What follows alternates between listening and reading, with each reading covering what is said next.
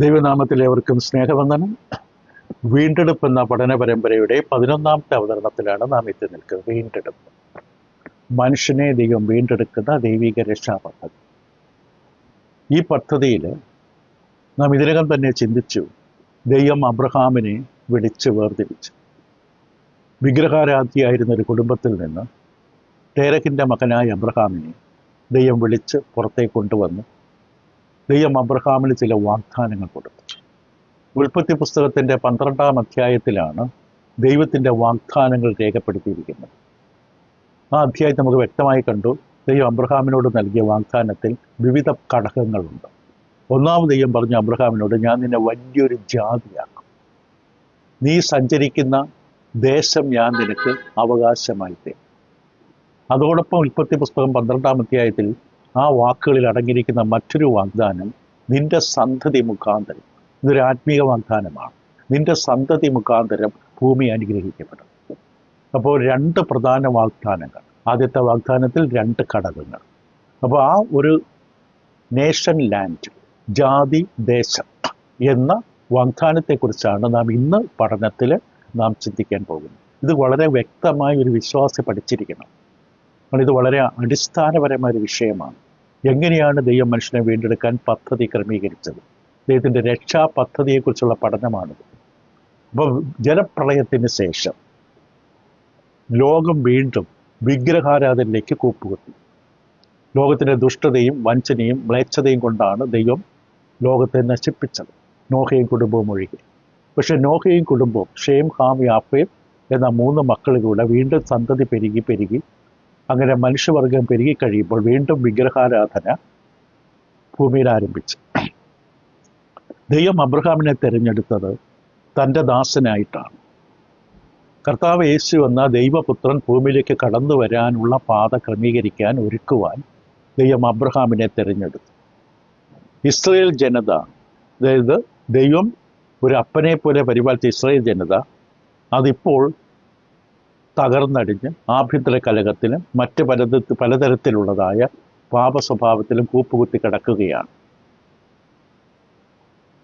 ഇപ്പോൾ ലോകത്തിലേക്ക് ദൈവപുത്രനായ മശിഹയെ അവതരിപ്പിക്കുന്നതിന്, മശിഹയിലൂടെ മനുഷ്യവർഗത്തിൻ്റെ വീണ്ടെടുപ്പ് സംഭവിപ്പിക്കേണ്ടതിന് ദൈവം തൻ്റെ പദ്ധതികൾ ക്രമീകരിക്കുകയാണ്. ഇതാണ് ദൈവത്തിൻ്റെ മനസ്സിലുള്ള ഏക ഉദ്ദേശം. ഇത് നടപ്പിലാക്കണം. പാപത്തിൽ വീണുപോയ മനുഷ്യരെ ഉപേക്ഷിക്കാൻ ദൈവത്തിന് പറ്റില്ല.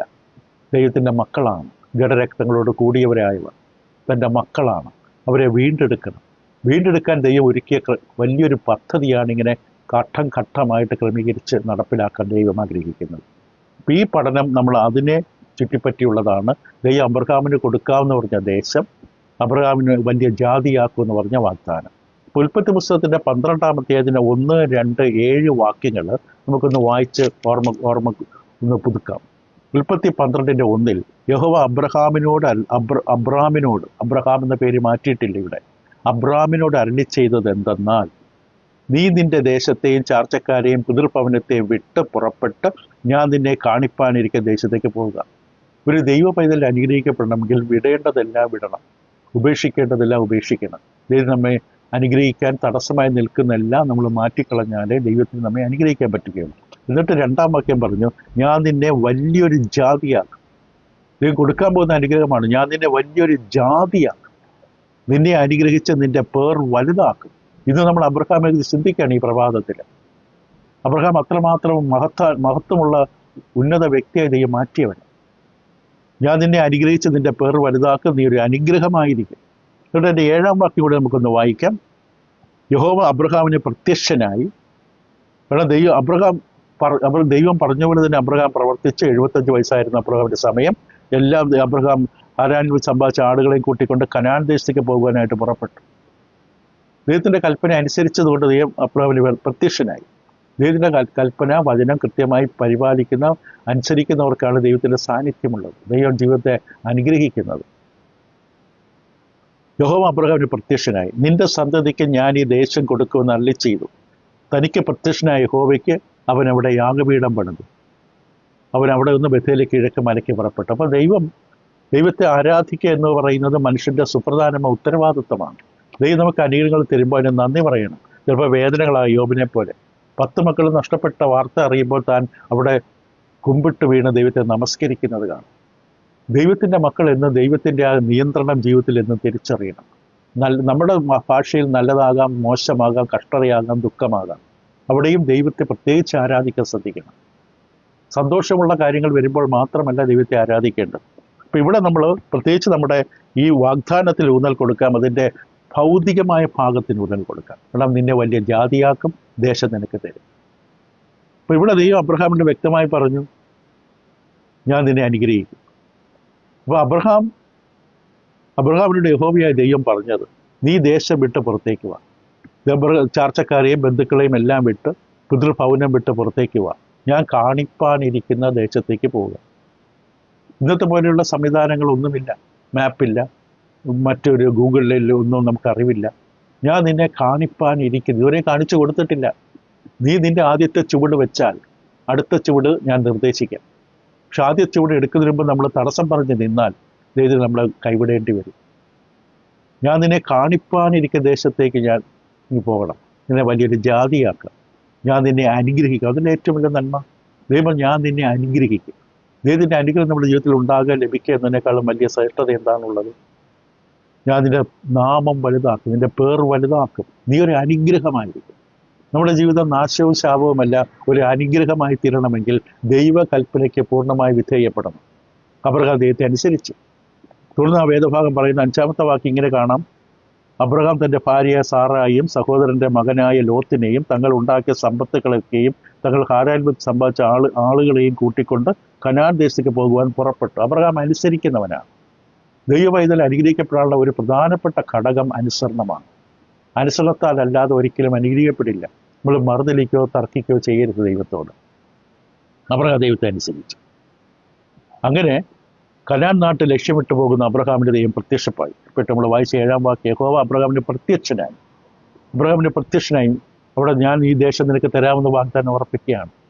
ഇവിടെ നമ്മൾ 2 കാര്യങ്ങൾ നമുക്ക് മനസ്സിലാക്കാൻ സാധിക്കും. ദൈവം നൽകിയ വാഗ്ദാനത്തിൽ അടങ്ങുന്ന 2 കാര്യങ്ങൾ. ഒന്ന്, ദൈവം അബ്രഹാമിനോട് പറഞ്ഞു, ഞാൻ നിന്നെ വലിയൊരു ജാതിയാക്കും. ഇതൊക്കെ എത്ര കേട്ടാൽ ചിലപ്പോൾ മനസ്സിലാക്കാൻ ബുദ്ധിമുട്ടുള്ളതുകൊണ്ടാണ് പലതവണ ആവർത്തിക്കുന്നത്. ദൈവം അബ്രഹാമിന് കൊടുത്ത വാഗ്ദാനത്തിൽ 2 ഘടകങ്ങളുണ്ട്. ഒന്ന്, അബ്രഹാമിനോട് പറഞ്ഞു, ഞാൻ നിന്നെ വലിയൊരു ജാതിയാക്കും. 12-ാം അധ്യായത്തിലുള്ള വാഗ്ദാനം. രണ്ടാമത്, ഞാൻ നിന്നെ വലിയൊരു ജാതിയാക്കും എന്ന് പറഞ്ഞു. അതായത് ആ ജാതിയാണ് പിന്നീട് ഇസ്രയേൽ ജനത. അബ്രഹാമിനോട് ദൈവം നൽകിയ വാഗ്ദാനത്തിൽ ഞാൻ നിന്നെ വലിയൊരു ജാതിയാക്കും എന്ന് പറഞ്ഞത് ഇസ്രയേൽ ജനതയെക്കുറിച്ചാണ്. അബ്രഹാമാണ് അവരുടെ രാഷ്ട്രപിതാവ്, ഇസ്രയേൽ ജനത. ഈ ദേശം, നീ ഇപ്പോൾ യാത്ര ചെയ്യുന്ന ദേശമുണ്ടല്ലോ, ആ ദേശം ഞാൻ നിനക്ക് തരും. ഇത് അബ്രഹാമിനോട് നൽകിയ വാഗ്ദാനത്തിൻ്റെ ഭൗതികമായ ഭാഗമാണിത്. അത് നമ്മൾ ദേശം, രാജ്യം എന്ന പേരിൽ നമുക്ക് അറിയപ്പെടാം. Nation land promise. അതായത് ഒരു വിധത്തിൽ പറഞ്ഞാൽ ജാതിയാക്കും, ഈ ദേശം നിനക്ക് തരും. ഇപ്പം ജാതി, ദേശം എന്ന വാഗ്ദാനം. ഇനി വളരെ മറ്റൊരു സുപ്രധാന ഭാഗത്ത് നമ്മൾ പ്രവേശിക്കുകയാണ്. അബ്രഹാം മുതൽ മോശ വരെയുള്ള കാലഘട്ടം. അപ്പോൾ അബ്രഹാം ദൈവം വിളിച്ചു. ദൈവം പറഞ്ഞ പോലെ അബ്രഹാം ഇറങ്ങിപ്പോയി. ദൈവം അബ്രഹാമോട് പറഞ്ഞു, നീ സഞ്ചരിച്ച ദേശം നിനക്ക് തരും, നിന്നെ വലിയൊരു ജാതിയാണ്. ഇനി ഉൽപ്പത്തി ദിവസം 15-ാം അധ്യായത്തിൽ വരുമ്പോൾ ഈ വാഗ്ദാനം അബ്രഹാം മുതൽ മോശ വരെയുള്ള കാലഘട്ടത്തുമായി ചേർത്ത് ചിന്തിക്കുമ്പോൾ ഈ വാഗ്ദാനം ഒരു ഉടമ്പടിയായി മാറും.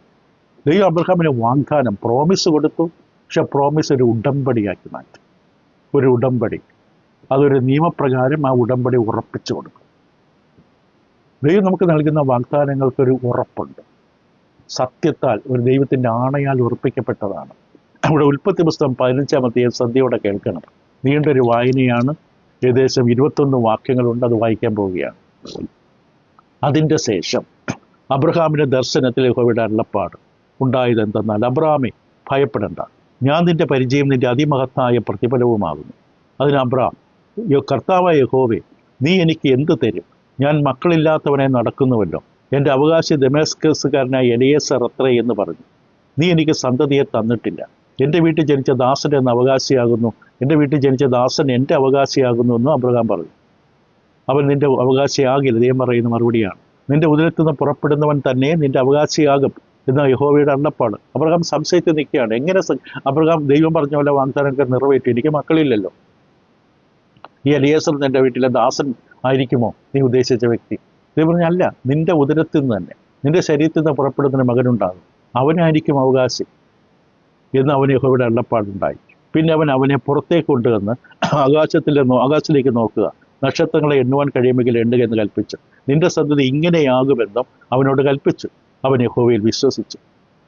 എന്തൊരു മനുഷ്യനാണ്! തനിക്ക് മക്കളില്ല.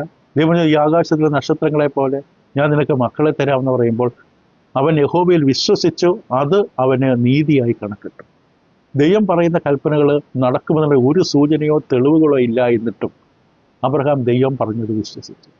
ഇവിടെ പറയുന്ന ദൈവം അത്രമാത്രം ദൈവഭക്തിയാണ്, ഡിവോഷനാണ്, ശ്രദ്ധയാണ്, ബഹുമാനമാണ്, ആദരവാണ്. പിന്നെ അവനോട്, ഈ ദേശത്തെ നിനക്ക് അവകാശമായി തരുവാൻ കൽദയ പട്ടണമായ ഊരിൽ നിന്ന് നിന്നെ കൂട്ടിക്കൊണ്ടുവന്ന യഹോവയെ ഞാനാകുന്ന അരുളി ചെയ്തു. കർത്താവായ യഹോവേ, ഞാൻ അതിനെ അവകാശമാക്കുന്നുള്ളതിന് എനിക്ക് എന്തൊന്നിനാൽ അറിയാമെന്ന് വെച്ചു. ദേശം അവകാശമാക്കുന്നതിനെ കുറിച്ചാണ്. എന്തൊന്നിന് ആദ്യം പറഞ്ഞ സന്തതി പരമ്പര ആകാശ നക്ഷത്രങ്ങളെ പോലെയാണ്. ഈ ദേശം അവകാശമാക്കുന്നുള്ളത് എനിക്ക് എന്തൊന്നിനാൽ അറിയാമെന്ന് അവൻ ചോദിച്ചു. അവനോട്, ഇവിടെയാണ് ഉടമ്പടി നടക്കാൻ പോകുന്നത്. നീ 3 വയസ്സുള്ളൊരു പശുക്കിടാവിനെയും 3 വയസ്സുള്ളൊരു കോലാടിനെയും 3 വയസ്സുള്ളൊരു ആട്ടുകൊറ്റനെയും ഒരു കുറുപ്രാവിനെയും ഒരു പ്രാവിൻ കുഞ്ഞിനെയും കൊണ്ടുവരിക എന്ന് കൽപ്പിച്ചു. ഇവയൊക്കെ അവൻ കൊണ്ടുവന്ന് ഒത്ത നടുവേ പിളർന്നു, ഭാഗങ്ങളെ നേർക്ക് നേരെ വെച്ച്. അപ്പോൾ ഇടയ്ക്കൊരു വഴി പോലെ ഗ്യാപ്പ് വരും. പക്ഷികളെ അവൻ പിളർന്നില്ല, ഓരോ പക്ഷി ഓരോ വശത്താക്കി വെച്ചു. ഉടലുകളിൽ മേൽ റാഞ്ചൽ പക്ഷികൾ, അതായത് ഈ ശവന്തേരി പക്ഷികൾ, റാഞ്ചൽ പക്ഷികൾ ഇറങ്ങി വന്നപ്പോൾ അബ്രഹാമെ ആട്ടിക്കളഞ്ഞു. സൂര്യൻ അസ്തമിക്കുമ്പോൾ അബ്രഹാമിൻ്റെ ഒരു ഗാഢനിദ്ര വന്നു. ഭീതിയും അന്ധതമസ്സും അവൻ്റെ മേൽ വീണു.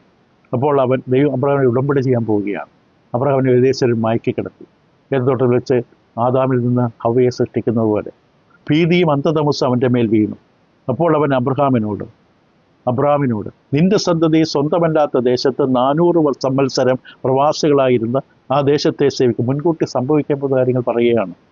അവർ അവരെ പീഡിപ്പിക്കുമെന്ന് നീ അറിഞ്ഞുകൊള്ളുക. എന്നാൽ അവർ സേവിക്കുന്ന ജാതിയെ ഞാൻ വിധിക്കും. ഈജിപ്തിനെ കുറിച്ചാണ്.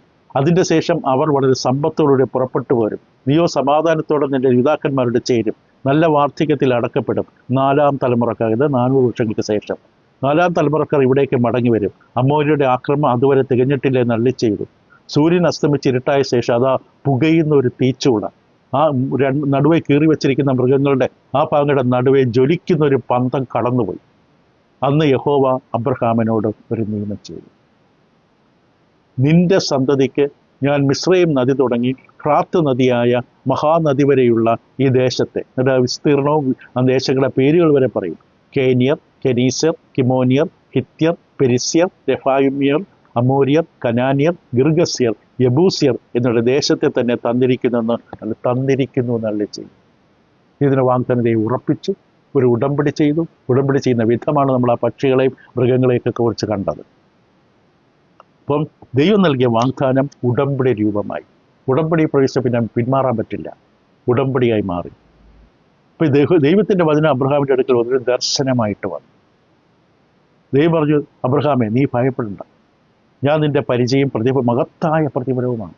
ഒരു മനുഷ്യൻ്റെ ഏറ്റവും വലിയ പ്രതിഫലം, അവൻ്റെ ഏറ്റവും വലിയ കോട്ട സംരക്ഷണം അവൻ്റെ ദൈവമായുള്ള ബന്ധമാണ്. അപ്പോൾ പക്ഷേ അബ്രഹാമിൻ്റെ ചോദ്യം, യഹോവയായ ദൈവമേ, ഇതൊക്കെ സംഭവിക്കുമെന്നുള്ളത്, ഞാനിപ്പോൾ മക്കളില്ലാത്തതാണ്. എനിക്ക് മക്കളുണ്ടായാൽ മാത്രമല്ല എൻ്റെ മക്കൾ പെരുകി ഭൂമിയെ വലിയൊരു ജാതിയാവുകയുള്ളൂ.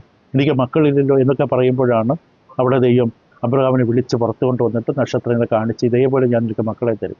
അബ്രഹാം അതേപോലെ വിശ്വസിച്ചു. അതാണ് ഒരു വിശ്വാസിയുടെ ഗുണം, ഇതിൻ്റെ കൽപ്പനകൾ വിശ്വസിക്കുക.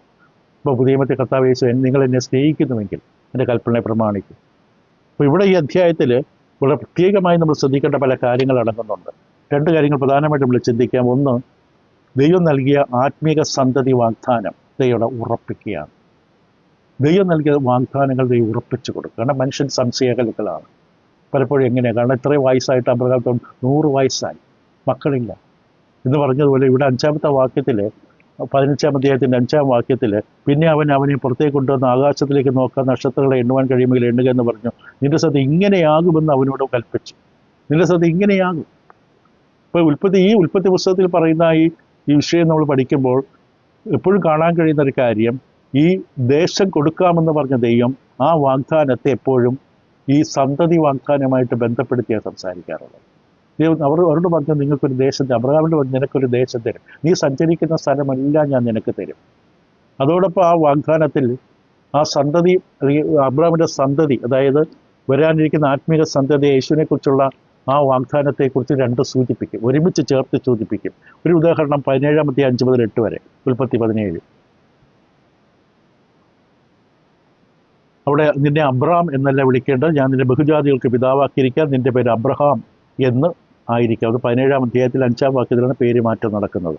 ഞാൻ നിന്നെ അധികമായി വർദ്ധിപ്പിച്ച് അനേകം ജാതികളാക്കി നിന്നിൽ നിന്ന് രാജാക്കന്മാരെ ഉത്ഭവിക്കും.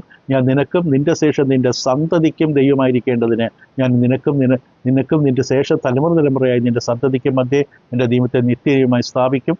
ഞാൻ നിനക്കും നിന്റെ ശേഷം നിന്റെ സന്തതിക്കും ഈ പ്രവാസം ചെയ്ത ദേശമായ ശാശ്വത കനാൻ ദേശമൊക്കെ ശാശ്വത അവകാശമായി തരും. അത് എപ്പോഴും ഈ രണ്ട് വാഗ്ദാനങ്ങൾ തമ്മിൽ കൂട്ടിയോജിപ്പിക്കുന്നതാണ്. അത് 22 അധ്യായം. ഇസാക്കിനെ ലഭിച്ചതിന് ശേഷം ഇസാക്കിനെ യാഗം കഴിക്കുവാനായിട്ട് ദൈവം നിർദ്ദേശിച്ചതുപോലെ തന്നെ അബ്രഹാം പെരുമാറി പ്രവർത്തിച്ചു കഴിയുമ്പോൾ ഉൽപ്പത്തി 22 അധ്യായത്തിൻ്റെ 15 മുതൽ 18 വരെ വായിക്കുമ്പോഴും യഹോവയുടെ ദൂതൻ രണ്ടാമതും ആകാശത്ത് അബ്രഹാമിനോട് വിളിച്ചരുളി ചെയ്ത്, നീ ഈ കാര്യം ചെയ്ത്, അതായത് മകനെ തരാനായിട്ട് മടിച്ചില്ല, നീ കാര്യം ചെയ്ത് നിന്റെ ഏകജാതനായ മകനെ തരുവാൻ മടിക്കായി കൊണ്ട് ഞാൻ നിന്നെ ഐശ്വര്യമായി അനുഗ്രഹിക്കും. നിന്റെ സന്തതിയെ ആകാശത്തിൽ നക്ഷത്രങ്ങൾ പോലെയും കടൽക്കരയിൽ മണൽ പോലെയും അത്യന്തം വർദ്ധിപ്പിക്കും. നിന്റെ സന്തതി ശത്രുക്കളുടെ പട്ടണങ്ങളെ കൈവശമാക്കും. നീ വാക്ക് അനുസരിച്ചതുകൊണ്ട് നിന്റെ സന്തതി മുഖാന്തരം, അതായത് അത് യേശുവിനെ കുറിച്ചാണ്, നിന്റെ സന്തതി മുഖാന്തരം ഭൂമിയിലുള്ള സകല ജാതികളെയും അനുഗ്രഹിക്കപ്പെടും എന്ന് ഞാൻ എന്നെക്കൊണ്ട് തന്നെ സത്യം ചെയ്തിരിക്കും. അപ്പോൾ ദൈവം ഈ വാഗ്ദാനങ്ങളുടെ എല്ലാ ഘടകങ്ങളും നമ്മൾ കൂട്ടിയോജിപ്പിക്കുകയാണ്. അത് എപ്പോഴും കൂട്ടിയോജിപ്പിക്കപ്പെടുന്ന വിഷയങ്ങൾ തന്നെയാണ്, ഒന്നത് വേറിട്ട് നിൽക്കുന്നതല്ല. അത് 26 അധ്യായത്തിൻ്റെ ആദ്യത്തെ 4 വാക്യങ്ങൾ, 28 അധ്യായത്തിൻ്റെ 13 14 വാക്യങ്ങളൊക്കെ വായിച്ചാലും നമുക്ക് കാണാം, ഈ വാഗ്ദാനങ്ങൾ ഓരോന്നും വേറിട്ട് നിൽക്കുകയാണെങ്കിലും പരസ്പരം ബന്ധമുള്ളതാണ്. ഇസ്രായേൽ ജനങ്ങൾ ഉത്ഭവിക്കണം, അവർ ദൈവം കൊടുക്കാവുന്ന ദേശത്ത് അവർ വസിക്കണം. അവരിലൂടെ ആ ഇസ്രായേൽ ജനതയിലൂടെയാണ് യഹൂദ ഗോത്രത്തിൽ നിന്ന് 12 ഗോത്രങ്ങൾ ഉണ്ടാകുന്നു. അതിൽ യഹൂദ ഗോത്രത്തിൽ നിന്ന് ഇസ്രായേലിൻ്റെ രാജാവായ യേശുക്രിസ്തു ആഗമിക്കുന്നു. അപ്പോൾ ഇസ്രായേൽ ജനതയും വരാനിരിക്കാൻ മശിഹയും തമ്മിൽ എപ്പോഴും ബന്ധപ്പെട്ടതാണ്. ആ ഒരു രീതിയാണ് ദൈവം വെച്ചിരിക്കുന്നത്. അപ്പോൾ രണ്ടും തമ്മിൽ വേർതിരിക്കാൻ പറ്റില്ല. ദൈവം അവർക്ക് ദേശം കൊടുത്തത്, അബ്രഹാമിൻ്റെ സന്തതി പരമ്പരകൾക്ക് ദൈവം വാഗ്ദാനം ചെയ്ത ഒരു ദേശം ഞാൻ നിനക്ക് തരും, നിങ്ങളെ ഒരു വലിയ ജാതിയാക്കും. ലോകത്തിലെ മറ്റ് രാജ്യങ്ങളെ ഭയപ്പെട്ട രാജ്യമായിരുന്നു ഇസ്രായേൽ ഒരിക്കൽ. ദൈവത്തിൻ്റെ കരങ്ങളിൽ അവർ ഉപയോഗിക്കപ്പെട്ടിരുന്ന സമയത്ത്, കാരണം അവരെ ദൈവം സംരക്ഷിച്ചു. അവരെ നശിപ്പിക്കാൻ സാത്താൻ പല തന്ത്രങ്ങളും നോക്കി ക്ഷാമം കൊണ്ടുവന്നു. കർത്താവ് യേശുക്രിസ്തു വരേണ്ട വംശാവലിയിൽ ആദ്യം ഹാബേൽ മുതൽ തകർക്കാൻ ശ്രമിച്ചു. ദൈവം പകരം മറ്റൊരാളെ കൊടുത്തു. അങ്ങനെ ഓരോ തലമുറകളിലൂടെയും ദൈവത്തിൻ്റെ സന്തതി പരമ്പര തകർക്കാനായിട്ട് സാത്താൻ ശ്രമം നടത്തിക്കൊണ്ടിരുന്നു. പക്ഷെ ദൈവം അവിടെ എല്ലാം ഓരോരുത്തരെ ഉയർത്തി, മോശ, ജോസഫ് തുടങ്ങിയവരെ ഉയർത്തി. അവരിലൂടെ ദൈവത്തിൻ്റെ സന്തതി പരമ്പരയായി ഇസ്രായേലിനെ സംരക്ഷിച്ചു നിർത്തി. അവസാനം കാലസമ്പൂർണതയിൽ ദൈവപുത്രനായ കർത്താവ് യേശു കടന്നു വരാനുള്ള സമയമെത്തിയപ്പോൾ യേശുക്രിസ്തു ഭൂമിയിലേക്ക് കടന്നു വന്നു. അപ്പോൾ അവർക്ക് ദൈവം കൊടുക്കാമെന്ന് പറഞ്ഞ ദേശം ദൈവം കൊടുക്കുക തന്നെ ചെയ്തു. അവരെ വലിയ ജാതിയാക്കുക തന്നെ ചെയ്തു. അവരിലൂടെയാണ് കർത്താവ് യേശു കടന്നു വന്നത്. ലോകരക്ഷകനെ കടന്നു വന്നു. മനുഷ്യവർഗത്തിന് ആത്മീയമായ വീണ്ടെടുപ്പിന് കാരണക്കാരനായ കർത്താവ് യേശുവിനെ അവരുടെ കൊണ്ടുവന്നു. ഇത് രണ്ടും ബന്ധപ്പെട്ട് കിടക്കുകയാണ്. ഇസ്രായേൽ ജനത്തെ ദൈവം സംരക്ഷിച്ചു. പക്ഷെ കർത്താവ് യേശുക്രിസ്തു കടന്നു വന്ന് അവർക്ക് ആദ്യം തൻ്റെ ഈ വാഗ്ദാന നിവൃത്തിയായ രക്ഷ വാഗ്ദാനം ചെയ്തിട്ടും അവർക്കത് തിരിച്ചറിയാൻ കഴിഞ്ഞില്ല. ഒരു യേശുവിനെ തള്ളിക്കൊന്നു, യേശുവിനെ നിരാകരിച്ച് തള്ളിക്കളഞ്ഞു. അവർക്ക് കൊടുത്ത ദേശത്ത് അവർ സ്വസ്ഥമായി ജീവിച്ചില്ല. ദൈവം അവരെ ചിതറിച്ച് കളഞ്ഞു. ദൈവം കൊടുക്കാവുന്ന ദേശം കൊടുത്തു. യോശുവയുടെ പുസ്തകം 24 അധ്യായം. ദൈവത്തിൻ്റെ വാഗ്ദാനങ്ങൾ ഒന്നും നിവൃത്തിയാകാതെ പോയിട്ടില്ല. ദൈവർക്ക് നൽകാവുന്ന ദേശം മുഴുവനും ദൈവം അവർക്ക് കൊടുത്തു എന്ന് കൃത്യമായി എഴുതിയിട്ടുണ്ട്. അതുകൊണ്ട് ഒരു ദേശത്തിനിടെ ഇനി അവർ പ്രതീക്ഷിക്കേണ്ട കാര്യമില്ല. കൊടുത്ത ദേശത്ത് അവർ വിഗ്രഹാരാധന ആരംഭിച്ചപ്പോൾ ദൈവം ചിതറിച്ച് കളഞ്ഞു. ഇന്ന് ഇസ്രായേൽ ജനത 12 ഗോത്രങ്ങളായി ഇസ്രായേൽ ജനത 10ഉം 2ഉമായി ഛിന്ന ഭിന്നമായി. 10 ഗോത്രങ്ങളെ ഏറെക്കുറെ പൂർണ്ണമായി നശിച്ചുപോയി. 2 ഗോത്രങ്ങളായ യഹൂദയും ബെന്യാമീനും. അതിൽ യഹൂദ ഗോത്രത്തിൽ നിന്നാണ് രക്ഷകൻ വരേണ്ടതുകൊണ്ട് അവർ സംരക്ഷിക്കപ്പെട്ടു. ദൈവത്തിൻ്റെ പ്രവാചകന്മാർ അവിടേക്ക് കടകുന്ന പ്രവർത്തിച്ചതിന് ഫലമായി ഒരു ശേഷിപ്പ് അവശേഷിച്ചു. അതിലൂടെ കാലസമ്പൂർണ്ണ ദൈവം മനുഷ്യരെ ഭൂമിയിലേക്ക് അവതരിച്ചു. ഇനി യഹൂദന്മാർക്കുള്ള ഏക പ്രത്യാശ ഇതിനകം പഠിച്ചതാണ്. ഇന്ന് ദൈവമക്കൾക്ക് മനുഷ്യർക്കുള്ള ഏക പ്രത്യാശയായി യേശു ക്രിസ്തു എന്ന ആ പ്രത്യാശ മാത്രമാണുള്ളത്. കർത്താവ് യേശുവിൻ്റെ സുവിശേഷം അനുസരിച്ചാൽ മാത്രമേ ഇന്ന് യഹൂദന്മാർക്ക് പ്രത്യാശയുള്ളൂ. അപ്പോൾ ഇത് നമ്മൾ പറഞ്ഞത് ഇത്രയും വിശദീകരിച്ചതിൻ്റെ കാരണം ഈ വാഗ്ദാനങ്ങൾ തമ്മിൽ ബന്ധപ്പെട്ട് കിടക്കുകയാണ്. മശിഹ എന്ന രക്ഷകനെ ഭൂമിയിലേക്ക് കൊണ്ടുവരിക എന്നാണ് ദൈവത്തിൻ്റെ പദ്ധതി. അതിന് ദൈവം വിഗ്രഹാരാധന ചെയ്തുകൊണ്ടിരുന്ന കുടുംബത്തിൽ നിന്നാണ് ഒരാളെ വേർതിരിച്ചത്. ആ വ്യക്തിക്ക് ദൈവം വാഗ്ദാനം കൊടുത്തു. ആ വാഗ്ദാനത്തിൽ പല ഘടകങ്ങളുണ്ട്. ആ ഘടകങ്ങളെല്ലാം ചേർന്നിരിക്കും. നമ്മളൊരിക്കൽ പറഞ്ഞു, ഒരു കാറിൽ വിവിധ ഭാഗങ്ങളുണ്ട്. ചേസിസ് ഉണ്ട്, ഹെഡ്ലൈറ്റ് ഉണ്ട്, സ്റ്റിയറിംഗ് ഉണ്ട്, എൻജിനുണ്ട്, വീലുകളുണ്ട് എന്ന പോലെ പല ഘടകങ്ങളുണ്ട്. പക്ഷെ ഒരു കാർ, ഒരു വസ്തു, ദൈവത്തിൻ്റെ വാഗ്ദാനം, രക്ഷയുടെ വാഗ്ദാനം, അത് നിറവേറ്റുവാനായിട്ട് ദൈവം പല ഭാഗങ്ങൾ അവർക്ക് ഇസ്രായേലിനെ വേർതിരിച്ചു. അതായത് അബ്രഹാമിനെ വേർതിരിച്ചു. അബ്രഹാമാണ് ഇസ്രായേലിൻ്റെ പിതാവ്. അബ്രഹാം ദൈവം വേർപെടുത്തി. അവൻ്റെ വിഗ്രഹാരത്തിലുള്ള പശ്ചാത്തലത്തിൽ നിന്ന് വേർപെടുത്തി. ദൈവം പറഞ്ഞതുപോലെ അനുസരിക്കാൻ മനസ്സുള്ള ഒരു മനുഷ്യനായിരുന്നു അബ്രഹാം. തൻ്റെ കുടുംബത്തിൽ വിശ്വസ്തയോടും ദയോടും ആത്മാർത്ഥതയോടും ഭക്തിയോടും ജീവിച്ചവരെന്ന് അബ്രഹാമിനെ കുറിച്ച് വചനം തന്നെ സാക്ഷ്യപ്പെടുത്തുന്നു. അബ്രഹാം ദൈവം വാഗ്ദാനം കൊടുത്തു. ആ വാഗ്ദാനം ദൈവം അബ്രഹാമിൻ്റെ സന്തതി ഇസ്ഹാക്കിനും യാക്കോബിനും അത് ഓർമ്മിപ്പിച്ചു കൊടുത്തു.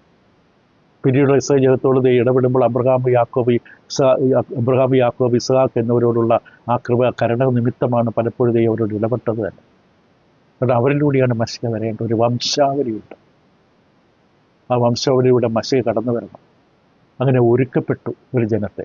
ഈ ഒരുക്കപ്പെട്ട ജനത്തെ മറുവച്ചെന്ന് സാത്താൻ ആക്രമിച്ച് ഇല്ലാതാക്കാൻ പലപ്പോഴും നോക്കി. ഇവിടെ എല്ലാ ദൈവം ആരെങ്കിലും ഒരാളെ എഴുന്നേൽപ്പിക്കും, അവരെ സംരക്ഷിക്കാൻ. ദാവീദിനെ പോലെ, യോസഫിനെ പോലെ, മോശയെ പോലെ അവരിലൂടെ ആ സന്തതി ജീവനോടെ നിർത്തി.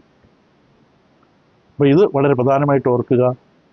അപ്പോൾ ഒരു രക്ഷകൻ ഭൂമിയിലേക്ക് കൊണ്ടുവരിക പെട്ടെന്ന് സ്വർഗത്തിൽ നിന്ന് ഇറക്കി കൊണ്ടുവരികയല്ല.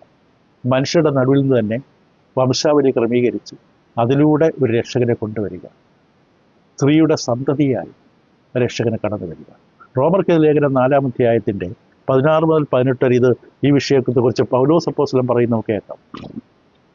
റോമർക്കെതിരെ ലേഖനം 4-ാം അധ്യായം 16 മുതൽ 18. അപ്പം മനുഷ്യൻ്റെ വീണ്ടെടുപ്പ് എന്ന് പറയുന്നതിന് ദൈവം ഉപയോഗിച്ചതായ ഈ ചരിത്രം വളരെ പ്രധാനമാണ്. റോമർ 4:16 മുതൽ 18 വരെ എഴുതിയിരിക്കുന്നത്, അതുകൊണ്ട് കൃപാദാനം എന്ന് വരേണ്ടതിന് വിശ്വാസത്താൽ അത്ര അവകാശികളാകുന്നു, ജന്മനാ അല്ല.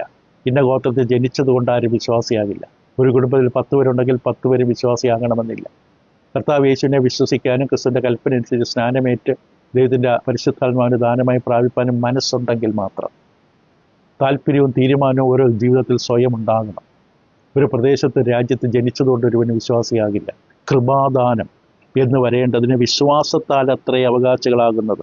വാഗ്ദത്തം സകല സന്തതിക്ക്, ന്യായപ്രമാണമുള്ളവർക്ക് മാത്രമല്ല അബ്രഹാമിൻ്റെ വിശ്വാസമുള്ളവർക്ക് കൂടെ ഉറപ്പാകേണ്ടതിന് തന്നെ. അബ്രഹാമിൻ്റെ വിശ്വാസം, അതുകൊണ്ട് അബ്രഹാം വിശ്വാസികളുടെ പിതാവെന്ന് വിളിക്കപ്പെടുന്നത്. ഇവിടെ അബ്രഹാമിൻ്റെ വിശ്വാസത്തെക്കുറിച്ച് പറയുന്നത്, മരിച്ചവരെ ജീവിപ്പിക്കുകയും ഇല്ലാത്തതിനെ ഉള്ളതിനെ പോലെ വിളിക്കുകയും ചെയ്യുന്നവനായി താൻ വിശ്വസിച്ച ദൈവത്തിൻ്റെ ദൃഷ്ടിയിൽ അവൻ നമുക്കെല്ലാവർക്കും പിതാവാകേണ്ടതിന് തന്നെ. ഞാൻ നിന്നെ ബഹുജാതികൾക്ക് പിതാവാക്കി വെച്ചെന്ന് എഴുതിയിരിക്കുന്നുവല്ലോ. അബ്രഹാം വിശ്വാസമുള്ള എല്ലാവരുടെയും പിതാവാണ് അബ്രഹാം. അബ്രഹാമിൻ്റെ വിശ്വാസമാണ് നമുക്ക് മാതൃകയായി വെച്ചിരിക്കുന്നത്. സ്വന്തം മകനെ പോലെ യാഗം കഴിക്കാൻ ദൈവത്തിൻ്റെ നിർദ്ദേശത്തെ പാലിക്കുവാൻ പൂർണ്ണഹൃദയത്തോടെ തയ്യാറായ ഒരു മനുഷ്യൻ. ഇറങ്ങി വരാൻ പറഞ്ഞപ്പോൾ ഇറങ്ങി വരാൻ തയ്യാറായ മനുഷ്യൻ. തൻ്റെ വിശ്വാസയാത്ര ദൈവത്തെ ആരാധിച്ച് മുന്നോട്ട് പോയ മനുഷ്യൻ. പൂർണ്ണമായി ദൈവത്തിൽ മാത്രം ആശ്രയിച്ച് ജീവിച്ചൊരു മനുഷ്യൻ. ആ മനുഷ്യരുടെ ദൈവം നമുക്ക് മാതൃകയാക്കി വെച്ചിരിക്കുന്നത്. നാം ഇന്ന് അബ്രഹാമിൻ്റെ മക്കളായി തീരുമെന്നാണ് ഗലാത്യ ലേഖനം 3:29. വിശ്വാസത്തിലാണ് നാം ഇന്ന് അബ്രഹാമിൻ്റെ സന്തതി പരമ്പരയിൽപ്പെടും. നമ്മൾ ജനിച്ച യഹൂദന്മാരല്ല, നമ്മൾ പ്രജാതികളായിരിക്കാം. പക്ഷെ അബ്രഹാമിൻ്റെ വിശ്വാസം ഏറ്റെടുത്ത് കർത്താവ് യേശുവിനെ നമ്മൾ വിശ്വസിക്കുമ്പോൾ, അബ്രഹാം ദൈവത്തെ വിശ്വസിച്ചതുപോലെ യേശു ക്രിസ്തു നമ്മൾ വിശ്വസിക്കുമ്പോൾ, വീണ്ടും ജനിക്കുമ്പോൾ നമ്മൾ അബ്രഹാമിൻ്റെ മക്കളാവുകയാണ്. അബ്രഹാമിൻ്റെ മടി എന്ന പർദീസയിലിരിക്കുന്ന യാചകനെ കുറിച്ച് ലാസർ തീച്ചുളയെ കിടന്നുകൊണ്ട് പറയുന്നതൊക്കെ കേൾക്കാം. അബ്രഹാമിൻ്റെ മടിയിലിരിക്കുന്നു. വിശ്വാസികളുടെ ഇരിപ്പിടമാണ് അബ്രഹാം ഒരു ആത്മീയ അർത്ഥത്തിൽ. ഞാൻ നിന്നെ ബഹുജാതികൾക്ക് പിതാവാക്കി വെച്ചു എന്ന് എഴുതിയിരിക്കുന്നത് നിന്റെ സന്തതി ഇവണ്ണമാകുമെന്ന് അരുളി ചെയ്തിരിക്കുന്ന പോലെ താൻ ബഹുജാതികൾക്ക് പിതാവാകും എന്ന് അവൻ ആശയ്ക്ക് വിരോധമായി ആശയോടെ വിശ്വസിച്ചു. പ്രത്യക്ഷമായി യാതൊരു തെളിവുമില്ല ഞാൻ ഇന്നും അപ്പനാകുന്നു. 100 വയസ്സായി. ഭാര്യയുടെ ഗർഭപാത്രം നിർജ്ജീവമായി. പക്ഷെ എന്നിട്ടും വിടുന്നില്ല. ദൈവത്തിൻ്റെ വചനത്തിലുള്ള വാഗ്ദാനത്തിലുള്ള ഉറപ്പേറിയ പിടി, അതാണ് അവസാനം വരെ എത്തിച്ചത് തന്നെ. അനുഗ്രഹം പ്രാപിക്കുവാൻ സഹിഷ്ണുത ആവശ്യം എന്ന് എബ്രായലേഖനം പറയുന്നത് കൊണ്ടാണ്. നമ്മൾ പ്രതീക്ഷിക്കുന്ന സമയത്തൊന്നും അനുഗ്രഹം കിട്ടിയെന്ന് വരില്ല. പക്ഷെ വിശ്വാസത്തോടെ പ്രത്യാശയോടെ കാത്തിരിക്കണം. ദൈവം അനുഗ്രഹിക്കുക തന്നെ ചെയ്യും. പക്ഷെ അവിടെ നമ്മൾ എത്തുവാൻ പാകപ്പെടണം. ഇവിടെ നമ്മൾ കാണുന്ന അതാണ്. ഇവിടെ പൗലോസ് അപ്പോസ്തലൻ വ്യക്തമായി വിശദീകരിക്കുന്നു. കർത്താവ് യേശു ക്രിസ്തു ക്രിസ്തുവിൽ വിശ്വസിക്കുന്ന എല്ലാവരും അബ്രഹാമിൻ്റെ സന്തതിയാണ്. അബ്രഹാം പിതാവാണ് നമ്മൾ. ദൈവം എന്ന പിതാവിന് എന്ന അർത്ഥത്തിലല്ല, അബ്രഹാം വിശ്വാസികളുടെ പിതാവാണ്. അതാണ് ഗലാത്യലേഖനം 3-29 വാക്യത്തിൽ അവതരിപ്പിച്ചത്. ഗലാത്യർ 3:29 അവിടെ ഇപ്രകാരം എഴുതിയിരിക്കുന്നു. ഗലാത്യർക്ക് ലേഖനം 3-29 വാക്യത്തിൽ യഹൂദന് യവനൊന്നുമില്ല, ദാസന് സ്വതന്ത്രമൊന്നുമില്ല, ആണും പെണ്ണുമൊന്നുമില്ല, നിങ്ങളെല്ലാവരും ക്രിസ്തുവിൽ ഒന്നത്ര എന്ന് 28 വാക്യം പറഞ്ഞ ശേഷം ക്രിസ്തുവിനുള്ളവരെങ്കിലോ നിങ്ങൾ അബ്രഹാമിൻ്റെ സന്തതിയും വാഗ്ദത്തപ്രകാരം അവകാശികൾ. ദൈവം അബ്രഹാമിന് കൊടുത്ത വാഗ്ദാനത്തിൻ്റെ നിവൃത്തിയായിട്ട് വന്നവനാണ് യേശു. ആ വാഗ്ദാനം പറഞ്ഞ് നമ്മൾ അബ്രഹാമിൻ്റെ മക്കളാണ്. അബ്രഹാമിൻ്റെ മക്കൾ ഇത് ഈ അർത്ഥത്തിലാണ് പറഞ്ഞു കഴിഞ്ഞാൽ നിന്നെ ബഹുജാതികൾക്ക് പിതാവാക്കും. നക്ഷത്രങ്ങളെ കാണിച്ചു പറഞ്ഞ് ഇതേപോലെ നിനക്ക് മക്കളുണ്ടാകും. ഇത് ആത്മീക സന്തതികളെക്കുറിച്ചാണ്. കർത്താവ് യേശു എന്ന രക്ഷകനെ വിശ്വസിച്ച് ക്രിസ്തുവിനോട് ചേരുവാൻ സ്നാനമേറ്റ ദൈവമക്കളെല്ലാവരും അബ്രഹാമിൻ്റെ സന്തതിയാകുന്നു എന്ന അർത്ഥത്തിൽ അബ്രഹാമിന് അനേകം മക്കളുണ്ട്. നാം എല്ലാവരും അബ്രഹാമിൻ്റെ മക്കളാണ്. ഈ വാഗ്ദാനത്തിൻ്റെ ഉറപ്പാണ് 15 ഉൽപ്പത്തി 15 ദൈവം ചെയ്ത ആ വലിയ പ്രവർത്തനം. അവിടെ നമ്മൾ കണ്ടു, അവിടെ ദൈവം ഒരു യാഗം ആവശ്യപ്പെട്ടു അബ്രഹാമിനോട്. ഞാൻ നിന്നോട് പറഞ്ഞ വാഗ്ദാനം നിവൃത്തിയാകുമെന്നുള്ളതിൻ്റെ തെളിവ് ഞാൻ തരാം, ഉറപ്പ് തരാം, ആണയിടാം എന്ന അർത്ഥത്തിൽ ദൈവം അബ്രഹാമിനോട് വാഗ്ദാനം ചെയ്തു. അബ്രഹാം ഇപ്പോഴും സംശയം, ഞാൻ ആ മക്കളില്ലാത്തവനാണ്, ഇതെങ്ങനെ സംഭവിക്കും എന്ന് സംശയത്തിൽ നിൽക്കുന്ന അബ്രഹാമിനോട് ദൈവം പറഞ്ഞു, നീ 3 മൃഗങ്ങളെ കൊണ്ടുപോകാം. ഇവിടെ നമ്മൾ കണ്ടു 15 അധ്യായത്തിൻ്റെ 70-21 വാക്യങ്ങളിൽ ഉൽപ്പത്തി പുസ്തകത്തിൽ നമ്മൾ വായിച്ചതാണ് മുഴുവനും. എങ്കിലും അവിടെ ഒന്നുകൂടെ ഓർമ്മിപ്പിക്കാൻ വേണ്ടി ചില വാക്കുകൾ മാത്രമേ എടുത്തു പറയാം. ഇവിടെ പറയുന്നത്, നീ 3 വയസ്സുള്ള ഒരു പശുക്കിടാവിനെയും 3 വയസ്സുള്ള കോലാടിനെയും 3 വയസ്സുള്ള ഒരു ആട്ടുകൊറ്റനെയും ഒരു കുറുപ്രാവിനെയും ഒരു പ്രാവ് കുഞ്ഞിനെ കൊണ്ടുവരാൻ. പകുതി കീറാൻ പറഞ്ഞു മൃഗങ്ങളെ. 2 വശത്തായിട്ട് കിടത്തി, പക്ഷികളെ 2 വശത്തായി കിടത്തി. എന്നിട്ട് ദൈവം അതിൻ്റെ നടുവിലൂടെ തീച്ചുള്ള പോലെ കടന്നു വന്നു. അബ്രഹാം ആ ഉടമ്പടിയിൽ ഒപ്പിടേണ്ട കാര്യമില്ല. അബ്രഹാം ഗാഠനിദ്രയിലാണ്. അബ്രഹാം ഏകദേശം ആ ഗാഠനിദ്രയിലാണ്. പക്ഷെ ദൈവം അതിലൂടെ കടന്നുപോയി, ഉടമ്പടി ചെയ്തു. ദൈവം ഞാൻ പറഞ്ഞ വാഗ്ദാനത്ത് ഞാൻ തന്നെ ഉറപ്പിക്കുകയാണ്, ഇനി നീ സംശയിക്കരുത്. ഇപ്പോൾ യഹോവ നൽകിയ വാഗ്ദാനത്തെ ദൈവം ഉറപ്പിക്കുകയാണ്. 12 മുതൽ 17 വാക്യങ്ങളിൽ സൂര്യൻ അസ്തമിക്കുമ്പോൾ അബ്രഹാമിന് ഒരു ഗാഠനിദ്ര വന്നു, ഭീതിയും അന്ധതമസ്സും അവൻ്റെ മേൽ വീണു. അപ്പോൾ അബ്രഹാം മയങ്ങിക്കിടക്കുകയാണ്. അപ്പോൾ അവൻ അബ്രഹാമിനോട്, നിന്റെ സന്തതി സ്വന്തമല്ലാത്ത ദേശം 400 വർഷം പ്രവാസികളായിരിക്കും, അതാണ് ഈജിപ്റ്റ്. ആ ദേശക്കാരെ അവിടെ അടിമകളായിരിക്കും. മുൻകൂട്ടി ചരിത്രത്തിൽ സംഭവിക്കാൻ പോകുന്ന കാര്യം ദൈവം പറയും. കാരണം ദൈവം ചരിത്രത്തിൻ്റെ ദൈവമാണ്, പ്രപഞ്ചത്തിൻ്റെ നിർമ്മിതാവാണ്, ഉടയവനാണ്, സൃഷ്ടാവാണ്. സംഭവിക്കാനുള്ള കാര്യം മുൻകൂട്ടി പറയുന്നവനാണ്, അത് നിയന്ത്രിക്കുന്നവനാണ്. വെറുതെ പറയുക മാത്രമല്ല, അത് നിയന്ത്രിക്കുന്നവനാണ്. അവരെ ഈ ഈജിപ്തുകാരെ അവരെ പീഡിപ്പിക്കുന്ന അറിഞ്ഞുകൊള്ളുക. ഈജിപ്റ്റ് എന്ന പേരോടെ പറയില്ല, എന്നാൽ അവർ സേവിക്കുന്ന ജാതി, അതാണ് ഈജിപ്റ്റ്, ഞാൻ വിധിക്കും. ഓരോ രാജ്യത്തിൻ്റെ ദുഷ്ടത പെരുകിക്കഴിഞ്ഞാൽ അതിനെ നശിപ്പിക്കേണ്ട സമയമാകുമ്പോൾ ദൈവം അവിടെ ഇടപെടും. ഇത് ബൈബിളിൻ്റെ ചരിത്രമാണ്. അതിൻ്റെ ശേഷം അവർ വളരെ സമ്പത്തോടെ പുറപ്പെട്ട് ദൈവമക്കൾ നശിക്കാതെ അനുവദിക്കില്ല. പ്രതികൂലങ്ങൾ അവർക്ക് എഴുതണം. സാത്താൻ സകല തന്ത്രം ഉപയോഗിച്ച് ദൈവമക്കളെ തകർക്കും. യേശുക്രിസ്തു വരുന്നതിന് മുമ്പ് തൻ്റെ തലയെ തകർക്കാൻ വരുന്നവരെന്ന് അറിയാവുന്ന പിശാച് എല്ലാ വിധത്തിലും യേശു വരാതിരിക്കാൻ ശ്രമിക്കും. വന്നതിന് ശേഷം ശ്രമിച്ചു, അവൻ്റെ സഭ ആരംഭിച്ച ശേഷം ശ്രമിച്ചുകൊണ്ടേയിരിക്കുന്നു. പക്ഷെ ഒരിക്കലും പിശാചിനെ ജയിക്കാൻ പറ്റില്ല. കാരണം മറുവശം നിൽക്കുന്ന കർത്താവാണ്, സൈന്യാധിപനാണ്. അതിനുശേഷം അവർ വളരെ സമ്പത്തോട് പുറപ്പെട്ടു. നമുക്കറിയാം ഈജിപ്തിൽ കിടന്ന ഇത്രയും ജനങ്ങൾ എങ്ങനെയാണ് പുറപ്പെട്ടു. അവിടെ ഉണ്ടായിരുന്ന ഈജിപ്തുകാർ ഓരോ സമ്മാനങ്ങൾ കൊണ്ടുവന്ന് കൊടുക്കുകയായിരുന്നു. വളരെ സമ്പത്തോടുകൂടി പുറപ്പെട്ടു വരും. നീയോ സമാധാനത്തോടെ പിതാക്കന്മാരോട് ചേരും, നല്ല വാർദ്ധക്യത്തിൽ അടക്കപ്പെടും, 4ാം തലമുറക്കാർ ഇവിടേക്ക് മടങ്ങി വരും. അമ്മോനിയുടെ ആക്രമണം അതുവരെ തികഞ്ഞിട്ടില്ലെന്ന് അരുളി ചെയ്തു. സൂര്യൻ അസ്തമിച്ച് ഇരുട്ടായ ശേഷം ഇതാ പുകയുന്ന ഒരു തീച്ചുള ആ പാകയുടെ നടുവോടെ ജ്വലിക്കുന്ന പന്തം കടന്നുപോയി. അന്ന് യഹോവ അബ്രഹാമിനോട് ഒരു നിയമം ചെയ്തു. ഇതിന് കൊടുക്കാൻ പോകുന്ന ദേശത്തിൻ്റെ അളവും വിസ്തീർണവും ഒക്കെ പറഞ്ഞു കൊടുത്തു. അത്ര സത്യമാണ്. ദൈവം അവർ ജാതികളായി ഇങ്ങനെ ജാതികളുടെ രാജ്യത്തിങ്ങനെ പരദേശികളായി സഞ്ചരിച്ച് അടിമകളായി മാറുമെന്നൊക്കെ പറഞ്ഞു. അവിടെ നിന്ന് 400 വർഷം കഴിയുമ്പോൾ തിരിച്ചു വരും, 4ാം തലമുറ തിരിച്ചു വരും. അമോരിയരുടെ അവസ്ഥയെക്കുറിച്ച് പറയുന്നു. കാരണം അമോരിയരുടെ തിന്മ കാരണമാണ് ആ വാഗ്ദാനം നീണ്ടുപോയത്. കനാൻ നാട്ടിലേക്ക് അവരെ പ്രവേശിപ്പിക്കുന്ന വാഗ്ദാനം നീണ്ടുപോകാൻ കാരണം അമോരിയരുടെ തിന്മയാണ്. ഒരു രാജ്യത്തെ തിന്മകൾ അളവ് തികയുമ്പോൾ, പാത്രം കവിയുമ്പോൾ, ആ തിന്മ പെരുകി കഴിയുമ്പോഴാണ് അവിടെ ന്യായവിധി വരുന്നത്.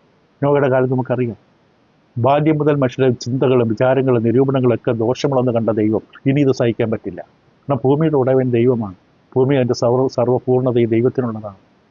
ആ രാജ്യത്ത് ഇടപെടേണ്ട സമയപ്പോൾ മറ്റൊരാരും ഇടപെട്ടില്ലെങ്കിലും ദൈവം കൃത്യമായിട്ട് രാജ്യത്തിൽ ഇടപെടും. അമോര്യരുടെ ജീവിതത്തിൽ അതാണ് സംഭവിക്കുന്നത്. ദൈവത്തിൻ്റെ സിംഹാസനത്തിൻ്റെ അടിസ്ഥാന നീതി ന്യായവുമാണ്. സദൃശവാക്യം 14:34 പറയുന്ന വാക്യം വളരെ പ്രധാനമാണ്. സദൃശവാക്യം 14:34 ഇവിടെ ഇപ്രകാരമാണ് എഴുതിയിരിക്കുന്നത്. സദൃശവാക്യം 14:34 നീതി ജാതിയെ ഉയർത്തുന്നു, പാപമോ വംശമുക്ക് അപമാനം. നീതി ജാതിയെ ഉയർത്തുന്നു. ഒരു ജാതി നിലനിൽക്കുന്ന ആ ദേശത്തിൻ്റെ നീതി കൊണ്ട് മാത്രമാണ്. നേരത്തെ ദുഷ്ടതയാണെങ്കിൽ അത് ദേശത്തിന് അപമാനമാണ്. ഇതിൻ്റെ കൂടുതൽ വിശദീകരണം വായിക്കണമെങ്കിൽ യോവേലിൻ്റെ പുസ്തകം 3-ാം അധ്യായം 9-13 വരെ കാണാം. ഇവിടെ ഇസ്രായേലിനെ ദൈവം ഉപയോഗിക്കുകയാണ് ഒരു തൻ്റെ കയ്യിൽ ആയുധമായി, ഒരു ന്യായവിധിക്കായി അമോര്യരെ പൂർണ്ണമായി നശിപ്പിക്കാൻ. ലേവ്യ പുസ്തകം 18-ാം അധ്യായം 24 മുതൽ 28 വരെ, ലേവ്യ 20-ാം അധ്യായം 22 മുതൽ 24 വരെ, ആവർത്തന പുസ്തകം 18-14 ഈ രീതികൾ. എന്നും ഇശയ്യാ പുസ്തകം പഠിക്കുമ്പോൾ കാണാം ഓരോ രാജ്യങ്ങളെ പേര് പറഞ്ഞിട്ട് അവരുടെ ന്യായവിധിയെക്കുറിച്ച് പറയും. അപ്പോൾ അബ്രഹാമിനുള്ള ദൈവം നൽകിയ ഈ വാഗ്ദാനം ദൈവം ഉറപ്പിക്കുകയാണ്. വാഗ്ദാനം പറയാൻ എല്ലാവർക്കും എളുപ്പമാണ്, അപ്പോൾ എല്ലാ നേതാക്കന്മാരും പറയുന്നത്. പക്ഷേ ആ വാഗ്ദാന പ്രകാരം കാര്യങ്ങൾ നിറവേറ്റപ്പെടും എന്നൊരു ഉറപ്പ് തരികയാണ് ദൈവം. എബ്രായ പുസ്തകത്തിലൊരു മാറിപ്പോകാത്ത വാഗ്ദാനത്തിന് ഉറപ്പായി കൊടുത്ത ദൈവം. അതുപോലെ ഇവിടെ അബ്രഹാമിൻ്റെ വാഗ്ദാനം ചെയ്തു, വാഗ്ദാനത്തിന് ഉറപ്പ് കൊടുത്തു. ഉള്ളിൽ നിന്ന് സംശയം മാറണം. നമുക്ക് പുതിയ നിയമത്തിൽ ലൂക്കോസിൻ്റെ പുസ്തകത്തിൽ 40 ദിവസം അവരുടെ കൂടെ താമസിച്ചുകൊണ്ട് താൻ ജീവിച്ചിരിക്കുന്ന ഉറപ്പ് കൊടുക്കുന്ന ദൈവത്തെ നമുക്ക് കാണാം. കർത്താവ് യേശുവിനെ സംശയിച്ചവർ ഒരു കേസ് വരുമ്പോൾ ഒളിക്കാൻ ശ്രമിച്ചു. പക്ഷേ നടുവിൽ നിന്ന് കൈയും കാലും കാണിച്ചു കൊടുത്തു, മുറിപ്പാടുകൾ കാണിച്ചു കൊടുത്തു. 40 ദിവസം അവരുടെ കൂടെ സഞ്ചരിച്ചു, സംസാരിച്ചു, പഠിപ്പിച്ചു. ഞാൻ സത്യമായ ജീവനോടെ ഉണ്ടെന്ന് ഉറപ്പ് കൊടുത്തു. ഈ ഉറപ്പുള്ളതുകൊണ്ടാണ് അപ്പോസ്തലന്മാർ പിന്നീട് ശക്തമായി ദൈവത്തിന് വേണ്ടി സംസാരിച്ചത്. ദൈവമക്കൾക്ക് ഉറപ്പുണ്ടാകണം. ഞാൻ സത്യമായ പാതയിലാണ്, യഥാർത്ഥമായ വിശ്വാസത്തിലാണ്, സത്യവിശ്വാസത്തിലാണ് ഞാൻ നിൽക്കുന്ന ഉറപ്പുണ്ടാകണം ഏത് പ്രതികൂലങ്ങളെ നേരിടണമെങ്കിൽ. അങ്ങനെ ഇവിടെ ദൈവം നിർദ്ദേശിച്ച പോലെ അബ്രഹാം മൃഗങ്ങളെ പകുതിയാക്കി കീറി വെച്ചു. അവസാനം അവരുടെ നടുവിലൂടെ അബ്രഹാം ഗാഠനിദ്രയിലാണ്, മൃഗങ്ങളാണ്, ചത്ത മൃഗങ്ങളായിരുന്നു. ദൈവം തീച്ചൂള പോലെ, പന്തം പോലെ അതിൻ്റെ നടുവിലൂടെ കടന്നുപോയി ഒരു ഉടമ്പടി. ഇത് പഴയമകാലത്ത് ജാതികളുടെ നടുവിലുണ്ടായിരിക്കുന്ന ഒരു പ്രത്യേകമായ ഒരു പ്രക്രിയയാണ്. യിരെമ്യാവിൻ്റെ പുസ്തകം 34-ാം അധ്യായത്തിൻ്റെ 18-19 വായിച്ചു നോക്കാം. എന്തുകൊണ്ടാണ് ഈ രീതി അവിടെ ഉണ്ടായത്? അന്നത്തെ കാലത്തെ രീതിയാണിത്. യിരെമ്യാ 34:18-19 കാളക്കുട്ടിയെ രണ്ടായി പിളർന്ന് അതിൻ്റെ പിളർപ്പുകളുടെ നടുവെ കടന്നുകൊണ്ട് എൻ്റെ മുമ്പാകെ ചെയ്ത നിയമത്തിലെ സംഗതികൾ നിവർത്തിക്കാതെ എൻ്റെ നിയമം ലംഘിച്ചിരിക്കുന്നവരെ കാളക്കുട്ടികളുടെ പിളർപ്പുകളുടെ നടുവെ കടന്നുപോയ യഹൂദപ്രഭുക്കന്മാരെയും യെരൂശലേം പ്രഭുക്കന്മാരെയും ഷണ്ഡന്മാരെയും പുരോഹിതന്മാരെയും ദേശത്തിൽ സകല ജനത്തെയും തന്നെ ഞാൻ ഏൽപ്പിക്കും. ഇത് പണ്ടത്തെ കാലത്തൊരു നിയമം ഉറപ്പാക്കുന്നതിനുള്ളൊരു പ്രക്രിയയായിരുന്നു. അതാണ് ദൈവം ഇവിടെ ഉപയോഗിച്ചത്. അബ്രഹാം ചെയ്തതിന് ശേഷം നൂറുകണക്കിന് ആയിരക്കണക്കിന് വർഷങ്ങൾക്ക് ശേഷമാണ് യിരെമ്യാവിൻ്റെ കാര്യം പറയുന്നതെങ്കിൽ പോലും അതൊരു രീതിയായിരുന്നു മാത്രം. ദൈവം ഒരു ഉടമ്പടി ചെയ്തവരുമായി. എന്നിട്ട് അവസാന ദൈവം വ്യക്തമായിട്ട് പറഞ്ഞു 18 മുതൽ 21 ഉൽപ്പത്തി പുസ്തകത്തിൻ്റെ 15-ാം അധ്യായത്തിൻ്റെ 18-21 കൊടുക്കാൻ പോകുന്ന ദേശം യൂഫ്രട്ടീസ് നദി മുതൽ ഈജിപ്തിലെ നദി വരെ. ഈ നദി ഉദ്ദേശിക്കുന്ന നൈലിനെ കുറിച്ചല്ല, വേറെ ചെറിയ നദിയെക്കുറിച്ചാണ്. ഏകദേശം 60,000 സ്ക്വയർ മൈൽ വിസ്തീർണമുള്ള ദേശമാണ് ദൈവമാക്കാൻ. അതിൻ്റെ കൃത്യം അതിൻ്റെ ബൗണ്ടറി നമ്മൾ വില്ലേജ് ഓഫീസിൽ നമ്മൾ സ്കെച്ച് വരയ്ക്കുമ്പോൾ ഒരു ദേശത്തിൻ്റെ എവിടം മുതൽ എവിടം വരെ എന്ന് പറയുന്നത് 60,000 സ്ക്വയർ മൈൽ അടങ്ങുന്ന ദേശമാണ്. ശൗല ഭരിച്ചിരുന്ന രാജ്യം ആ സമയത്തുള്ള നിങ്ങൾ 10 ഇരട്ടി സ്ഥലം അബ്രഹാം വാഗ്ദാനം ചെയ്തു. ഈ ദേശം ഞാൻ നിനക്ക് തരും. ഇന്നല്ല, അന്ന്. ഇന്നതല്ല, അവർക്ക് ദൈവം കൊടുത്തു. യോശുവയുടെ പുസ്തകം 24-ാം അധ്യായം ദൈവം എല്ലാവർക്കും നിറവേറ്റി. അവർക്ക് കൊടുക്കുന്ന ദേശം കനാൻ ദേശം അവർക്ക് കൊടുത്തു. പക്ഷെ അവരവിടെ അടങ്ങി പാർത്തില്ല. വീണ്ടും വിഗ്രഹാരുടെ സ്വഭാവം ഉള്ളിൽ നിന്ന് മാറിയില്ല.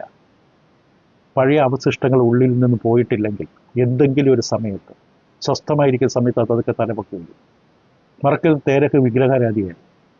അവിടെ നിന്നാണ് അബ്രഹാം ദൈവം വിളിച്ച് വേർതിരിച്ചത്. അബ്രഹാം വിശ്വസ്തനായ ഭക്തനാണ്. പക്ഷെ മനുഷ്യനാണ് എല്ലാവരും. ഉള്ളിൻ്റെ ഉള്ളിൽ ദൈവം അദൃശ്യനുമാണ്. ദൈവത്തെ കാണാൻ കഴിയില്ല. പക്ഷെ ഒരു പ്രതികൂലം പ്രയാസം വരുമ്പോൾ ഇപ്പുറത്ത് ഒരാൾ കഴിഞ്ഞിട്ട് പറയും, ജ്യോതിഷം നോക്കി പറയാം. മറ്റൊരു തന്ത്രം പറയുന്ന ഒരാളുണ്ട്, കൂടോത്രം ചെയ്യുന്ന ഒരാളുണ്ട്. പ്രശ്നം ഞങ്ങൾ പരിഹരിച്ച് തന്നെ. നമ്മുടെ ബലഹീന നിമിത്തം അതിലേക്ക് ചായി. അങ്ങനെ ആ അവസ്ഥകൾ നമ്മുടെ ഉള്ളിലേക്ക് കയറിക്കൂടും. മനുഷ്യൻ്റെ സ്വഭാവമാണ് എന്നുള്ളത്. നോഹയുടെ കാലത്ത് ദൈവം ഭൂമിയെ മുഴുവൻ തുടച്ചു മാറ്റി ഒരു കുടുംബത്തെ മാത്രം അവശേഷിപ്പിച്ചിട്ട് പിന്നെ എങ്ങനെ വീണ്ടും ആരംഭിച്ചു? മനുഷ്യനാണ്. ഈ ഭൂമി ദുഷ്ടൻ്റെ അധീനതയിലാണ്. ഓരോ തന്ത്രങ്ങൾ മെനയുകയാണ്. ദുഷ്ടനെ ദൈവം ജലപ്രളയത്തിൽ നശിപ്പിച്ചിട്ടില്ല. അപ്പം ഇത് മറക്കരുത്. അപ്പം ഈ ദേശം മുഴുവൻ അവർക്ക് കൊടുക്കാമെന്നുള്ള ദേശം അവർക്ക് കൊടുത്തു. അതുകൊണ്ട് ഇന്ന് അതിനോട് യുദ്ധം ചെയ്യേണ്ട യാതൊരു കാര്യവുമില്ല. നമ്മൾ പറഞ്ഞു യഹൂദന്മാർക്ക് ഇന്നൊരു പ്രത്യാശയില്ല. പ്രത്യാശ ഉണ്ടാകണമെങ്കിൽ അവർ കർത്താവ് യേശുവിനെ രക്ഷകനായി മഷികയായി അംഗീകരിച്ച് ക്രിസ്തുവിൻ്റെ ചേരുവാൻ സ്നാനം സ്വീകരിച്ച് വീണ്ടും ദൈവ പൈതലായി തീരുവാൻ സാധിക്കണം. ഭൗതികമായിട്ടുള്ളതല്ല ഇന്ന് ദൈവമക്കൾക്കുള്ള അനുഗ്രഹം, ആത്മീകമാണ്. അതിൻ്റെ കാരണക്കാരൻ യേശുവാണ്. സ്വർഗത്തിലെ സകല ആത്മീയ അനുഗ്രഹത്തെ നമ്മൾ അനുഗ്രഹിക്കുന്ന കർത്താവിലേക്ക് ചേരണം. അപ്പോൾ ഈ സ്ഥലത്തിൻ്റെ വിസ്തീർണം ഓർത്തിരിക്കുന്ന പിന്നീടുള്ള പഠനങ്ങളിൽ അത് വളരെ ആവശ്യം വരും. അപ്പം ഇന്ന് ചുരുക്കമായി പറഞ്ഞാൽ നമ്മൾ ഇന്ന് പഠിച്ചത് ചിന്തിച്ചത് ദൈവം അബ്രഹാമിന് നൽകിയ വാഗ്ദാനത്തിലെ ഒരു ഭാഗം വലിയ ജാതിയാക്കാം, ദേശം തരാമെന്നാണ്. ആത്മീയ സന്തതി എന്നുള്ള വിഷയം നമ്മൾ പിന്നീട് പഠിക്കുന്നതാണ്. ഒന്നാമത് അബ്രഹാമിനോട് ദൈവം ചെയ്ത വാഗ്ദാനം പ്രോമിസ്. അതിൽ രണ്ട് ഘടകങ്ങൾ അതിലുണ്ട്. ഒന്ന്, ഞാൻ നിന്നെ വലിയൊരു ജാതിയാക്കും, അങ്ങനെ ആക്കി. ഞാൻ നിനക്ക് ദേശം തരാം, അത് ദേശം കൊടുത്തു. ഇതിൻ്റെ വാഗ്ദാനങ്ങൾ ഉവ് എന്നാണ്. ചുമ്മാ നമ്മളെ സന്തോഷിപ്പിക്കാൻ വേണ്ടി ഒന്ന് പറഞ്ഞിട്ട് പോകുന്ന ആളല്ല ദൈവം. അവർക്കത് കൊടുത്തു. പക്ഷെ അവർ അവിടെ അടങ്ങി പാർത്തില്ല. ചിതറിച്ചു. ആ കൊടുത്ത വാഗ്ദാനം അവന് സംശയം വരാതിരിക്കാൻ ഉറപ്പിന് വേണ്ടി ദൈവം ചെയ്ത രീതിയാണ് ഇവരുകളെ പിളർന്ന് അവിടെ നടുവിലൂടെ കടന്നു. ദൈവത്തിൻ്റെ സാന്നിധ്യം ഉണ്ടായി ആ ഉറപ്പിൽ. ആ ഉറപ്പ് പുതിയ കാലത്ത് നമുക്കറിയാം. നിങ്ങൾ വിശ്വസിക്കുകയും സ്നാനമേൽക്കുകയും ചെയ്താൽ രക്ഷിക്കപ്പെടും. കർത്താവ് പറഞ്ഞ ഉറപ്പാണ്. നിങ്ങളുടെ പാപങ്ങൾ ക്ഷമിക്കപ്പെടും. അതിൻ്റെ ഉറപ്പെന്താണ്? പരിശുദ്ധാത്മന ദാനമായി നമുക്ക് തരും. അതുവരെ ഇല്ലാത്തൊരു അനുഗ്രഹം നമുക്ക് കിട്ടും. സുവിശേഷം കേട്ട് സുവിശേഷത്തിൽ വിശ്വസിച്ച് പാപങ്ങളെക്കുറിച്ച് മാനസാന്തരപ്പെട്ടു കർത്താവിലുള്ള വിശ്വാസം ഏറ്റുപറഞ്ഞ് ക്രിസ്തുവിൻ്റെ മരണമടക്ക ഉയർപ്പിലൂടെ ചേരുവാൻ സ്നാനം സ്വീകരിക്കുമ്പോൾ ദൈവം നമുക്കൊരു ഉറപ്പ് തരും. പരിശുദ്ധാത്മാവാണ്. ദൈവം വിശ്വസ്തനാണ്. പക്ഷെ നമ്മൾ വിശ്വസ്തരായി ജീവിച്ചില്ലെങ്കിൽ നമ്മുടെ രക്ഷ നഷ്ടപ്പെട്ടു പോകും. സജലത്തിനും നഷ്ടപ്പെട്ടു അവരുടെ ഭൗതികമായ രാജ്യവും സ്ഥാനവും മാനവുമെല്ലാം. ഭൂമിയുടെ ചിതറിച്ച് കളഞ്ഞു. ഈ വിഷയം നമുക്ക് തുടരാം. വളരെ സുപ്രധാന ഒരു വിശ്വാസിയെ സംബന്ധിച്ച് വളരെ സുപ്രധാനമായി അറിഞ്ഞിരിക്കേണ്ട വിഷയമാണ്. നിങ്ങൾ സഹായിക്കട്ടെ. തുടരാൻ അടുത്ത പഠനം. Thank you.